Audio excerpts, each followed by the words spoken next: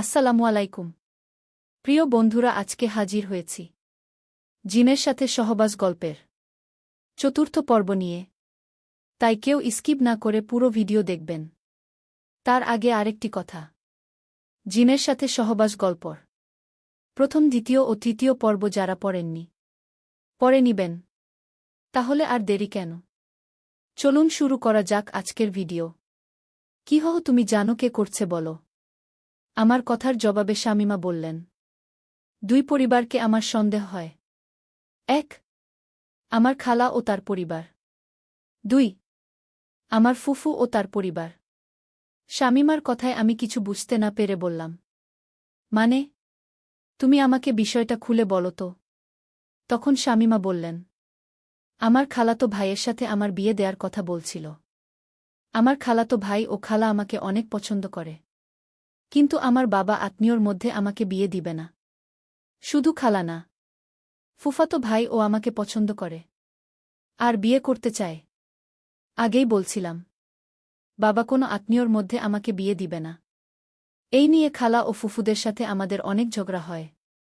ঝগড়ার সময় আমাকে নিয়ে খালারা ও ফুফুরা অনেক কথা বলে। এখন তুমি বলছো আমাকে কালো জাদু করা হয়েছে। যদি সত্যি তাই করা হয়, তাহলে এটা ওদের মধ্যে কেউ হতে পারে। শামিমার কথায় ওকে বললাম, তুমি বিষয়টা বাড়িতে জানাও, তোমার ফুফুর বাড়ির সবাইকে ও খালার বাড়ির সবাইকে হাজির করো আর বিচার করো ওদের। আমার কথায় শামিমা বললেন, আচ্ছা তুমি ফোনটা রাখো, আমি মা, বাবা ও ভাইয়াকে সব ঘটনা খুলে বলি।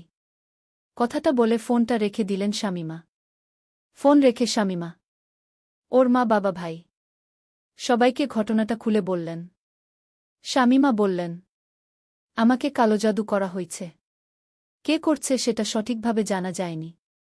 তোমরা সবাইকে ডাকো। শামিমার কথায় ওর বাবা মা তাই করলেন। শামিমার খালার বাড়ির সবাইকে এবং ফুফুদের বাড়ির সবাইকে ওদের বাড়িতে ডাকলেন।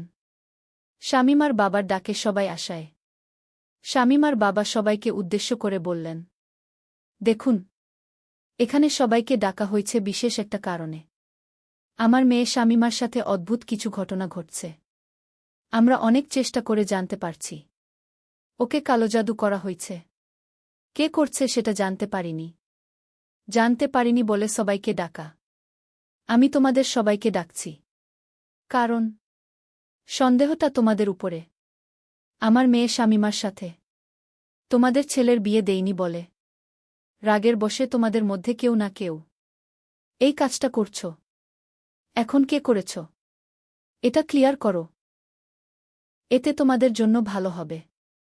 শামিমার বাবার কথায় ওর ফুফু শামিমার বাবাকে বলে, ভাইজান, আমি আপনার আপন বোন।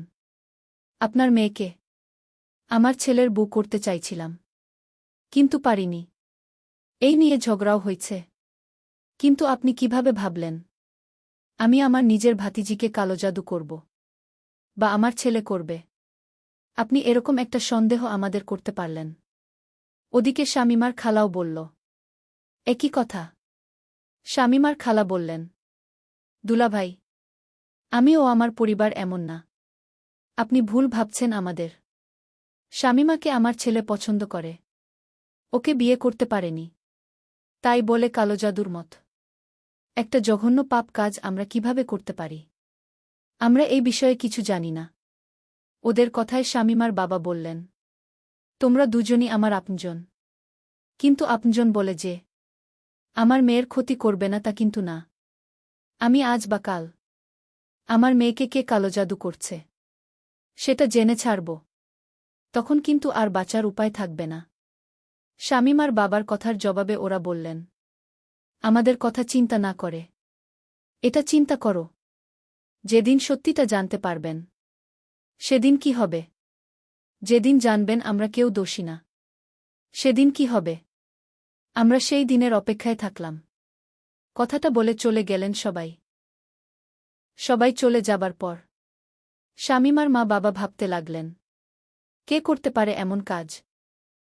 আসলেই কি শামিমাকে কালো জাদু করা হয়েছে, নাকি এর পিছনে লুকিয়ে আছে অন্য কোনো রহস্য? যাই হোক, ভাবতে ভাবতে সে দিনটা চলে যায়। সে দিন রাতের বেলা। শামীমা একা না ঘুমিয়ে ওর মায়ের সাথে ঘুমায়। কিন্তু এতেও কোনো লাভ হয় না। সেই ভয়ঙ্কর জিনটা শামীমা কাছে আসে। ও শারীরিক সম্পর্ক করে চলে যায়। যাবার আগে বলে যায়, আর মাত্র কয়দিন, কিছুদিন পরেই আমার কাজ আমি করে চলে যাব। জিনটা চলে যাবার পর সকালে শামীমা ওর মা বাবাকে সব খুলে বলায়। শামীমার বাবা ও ভাই পাগলের মতো কবিরাজ তান্ত্রিক হুজুর এসবের খোঁজ করতে থাকে। খোঁজ করতে করতে শামীমার ভাবির দাদা একজন মাদ্রাসার হুজুরের কথা বলেন। শামীমার ভাবির দাদা বলেন, ওই হুজুরের কাছে গেলে আশা করি উনি আল্লাহর রহমতে আপনাদের সমস্যা সমাধান করবে। ওনার কথায় শামীমার ভাই ও বাবা চলে যায় সেই হুজুরের কাছে ওনার মাদ্রাসায়। সবাই মাদ্রাসায় যাবার পর সেই হুজুর বললেন, আপনারা কে? কার কাছে আসছেন? হুজুরের কথায় শামীমার বাবা হুজুরকে বলেন, আপনার কাছে আসছি হুজুর। অনেক বড় বিপদে পড়ে আসছি। আপনি একটু সাহায্য করুন। আমার মেয়েটার এমন পরিস্থিতি, আমি আর দেখতে পারছি না। এই বলে শামীমার বাবা হুজুরকে সব ঘটনা খুলে বলে। সব শুনে হুজুর বলেন, সত্যি বলতে আমি তেমন জিনে ধরা রুগী দেখি না। রুগী দেখতে কোথাও যাইও না। আমি আপনাদের সমস্যার কথা শুনলাম। সব শুনে মনে হলো আপনাদের সাহায্য করার দরকার। আল্লাহ চান তো আমি আপনাদের সাহায্য করতে পারব। আপনারা একটু অপেক্ষা করুন, আমি আসছি। কথাটা বলে হুজুর কোথায় জানি গেলেন। আর একটু পরে ফিরেও আসলেন। হুজুর এসে শামীমার বাবাকে বললেন, আপনার মেয়ে শামীমাকে ভয়ঙ্কর রকমের কালো জাদু করা হয়েছে। এটা খুব কঠিন লেভেলের নিকৃষ্ট কালো জাদু। এটা এমন এক কালো জাদু যেটা সহজে কেউ ধরতে পারবে না। মানুষ তো দূরের কথা, কোনো জিন ও সহজে বুঝতে পারবে না। আপনার মেয়েকে কালো জাদু করা হয়েছে। আমি আল্লাহর রহমতে আমার বন্ধু জিনের মাধ্যমে বিষয়টা জানতে পেরেছি। আমি এটাও জানতে পারছি কে কালো জাদু করছে। আমি এই কালো জাদু কাটাতে পারব না। এইটা যে করেছে সেই পারবে কাটাতে। আমি আপনাদের তার নাম বলছি। যে কালো জাদু করছে আপনারা তার কাছে যান। ওর সাথে ঝগড়া না করে অনুরোধ করেন ও যেন কালো জাদু তুলে নেয়। এই বলে হুজুর শামীমাকে কালো জাদু করা ব্যক্তির নাম বললেন।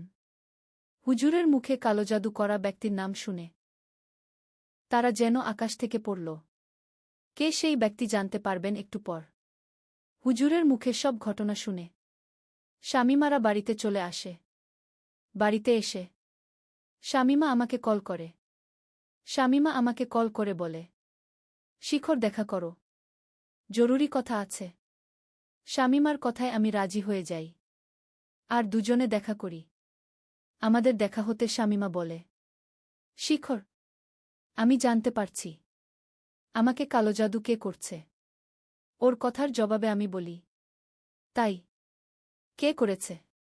তোমার ফুফাতো ভাই নাকি খালাতো? তার নাম কি? আমি যে তাকে কি করব? আমার কথায় শামীমা কান্না করতে লাগলেন। ওর কান্না দেখে ওর পাশে বসে বললাম, এই কি হলো? কান্না করছো কেন? বলো আমাকে।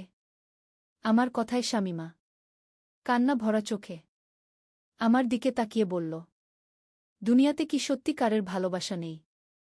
ভালোবাসা বলতে কি সব অভিনয়? শামীমার কথায় আমি কিছু বুঝতে না পেরে বললাম, কি বলো? তোমার কথা তো কিছুই বুঝতেছি না। তখন শামীমা বলল, আর কত আর কত অভিনয় করবা?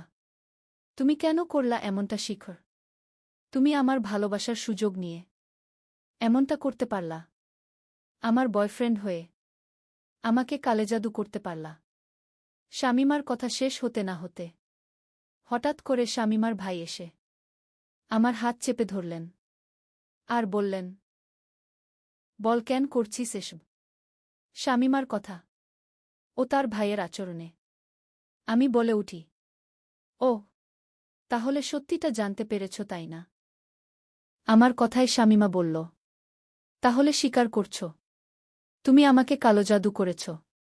এদিকে শামিমার ভাই আমাকে বলছে। কি হলো? কথা বল। কেন করলি এসব? আমার বোনের সাথে। আর তোকে কেন জানি চেনা চেনা লাগছে। শামিমার ভাইয়ের কথায় আমি বললাম। চেনা চেনা লাগছে তাই না? দেখ আমার মুখের দিকে ভালো করে দেখ। আমাকে তুই চিনবি রে বেলমান। আমার কথায় শামিমার ভাই বললেন। বল। কে তুই বল। ওনার কথায় আমি রেগে গিয়ে বললাম। হাত ছাড় আমার। কথাটা বলে হাতটা ছাড়িয়ে বললাম। আমি জেসমিনের ভাই। জেসমিন? কোন জেসমিন? শামিমার ভাইয়ের কথায় আমি একটা হাসি দিয়ে বললাম। কোন জেসমিন? এখন জেসমিনকে চিনিস না? চিনবি কেমনে রে বেলমান? তুই তো এখন অন্য একটা মেয়েকে বিয়ে করছিস। আমি সেই জেসমিনের কথা বলছি। যে জেসমিনকে ভালোবেসেছিলি তুই। তোর ভালোবাসার জেসমিনের কথা বলছি। আমার বড় বোনের সাথে ভালোবাসা ছিল তোর। আমার বোন মন থেকে তোকে ভালোবেসেছিল। আর তুই বিয়ে করছিলি অন্য একটা মেয়েকে। তুই আমার বোনকে ভুলে অন্য একটা মেয়েকে বিয়ে করায় কষ্ট, দুঃখ ও যন্ত্রণা সহ্য করতে না পেরে আমার বোনটা পাগলি হয়ে যায়। আমার বোনটা এখন পাগলি। ওকে ঘরে আটকে রাখতে হচ্ছে। তোর কারণে আমার বোনটা আজ পাগলি। কি দোষ ছিল ওর? তোর কারণে আমার বোনের এই অবস্থা হওয়ায় আমি রাগে তোর বোনের সাথে ভালোবাসায় জড়াই। শুধু তাই না, তোর বোনের উপর কালো জাদু করি। এটা এমন একটা কালো জাদু যেটার মাধ্যমে একটা ভয়ঙ্কর ও শক্তিশালী জিনকে তোর বোনের উপর চালান করে দেয়া হয়েছে। এখন সেই জিনটা তোর বোনকে আস্তে আস্তে পাগলি করে দিবে। হা হা হা। এই দিনটারই অপেক্ষা করছিলাম রে। কেমন লাগছে এখন? এখন যা, পারলে নিজের বোনকে বাঁচা। সুস্থ কর নিজের বোনকে। কথাটা বলে সেখান থেকে চলে আসি আমি। ওদিকে আমার কথায় শামিমা পাথরের মতো দাঁড়িয়ে রইলেন। চলবে কি আরও?